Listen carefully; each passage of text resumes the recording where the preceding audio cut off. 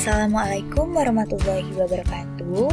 Perkenalkan, nama saya Aryani Dwi Lestari dengan NIM A1S1190052 dari Program Studi Bimbingan dan Konseling Fakultas Keguruan dan Ilmu Pendidikan Universitas Jambi.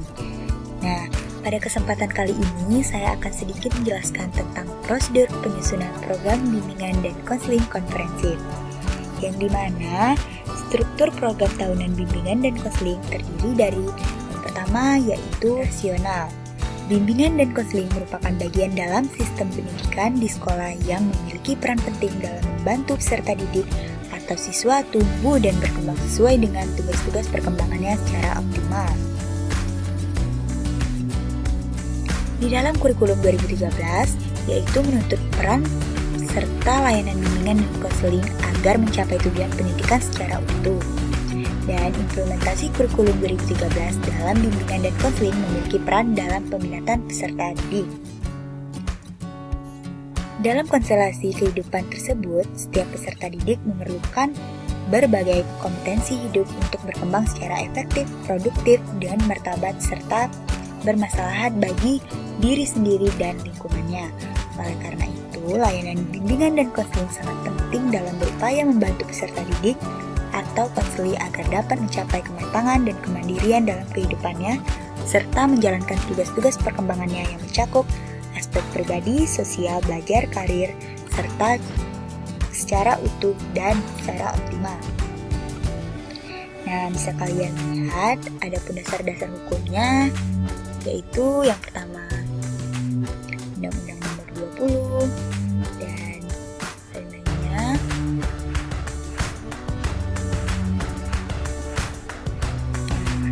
Yang ketiga yaitu visi dan misi. Visi dan misi dalam SMA Negeri 7 Kota Jambi yaitu visi sekolahnya menuju sekolah yang unggul berwawasan, lingkungan, dan global berakhlak dan berbudaya. Dalam misinya yaitu ada berbagai macam visi sekolah. Kalian bisa lihat ya.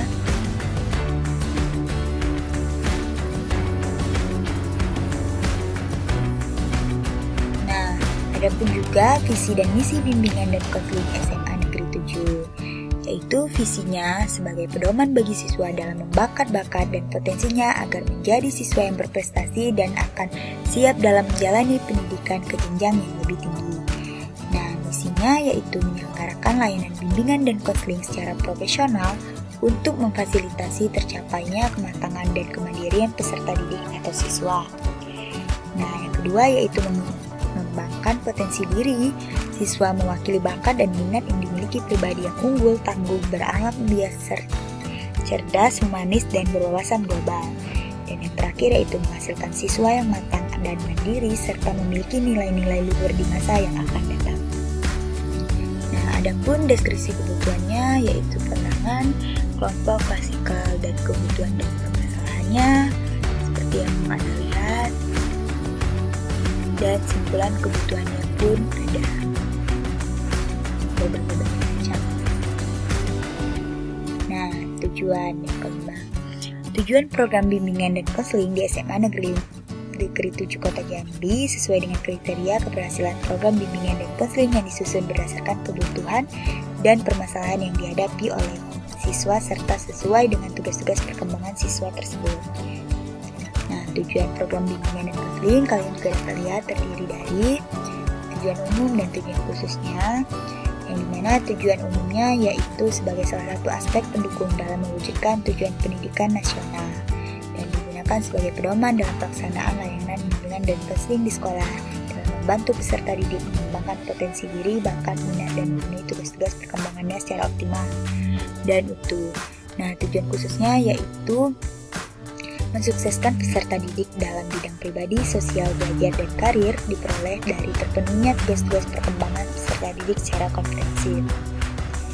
Nah, adapun komponen programnya dapat kalian lihat yaitu layanan dasar, layanan peminatan dan perencanaan individual dan tujuan layanan tersebut, dan layanan responsif serta tujuannya. Dan yang terakhir itu di layanan dukungan sistem. Nah, tujuannya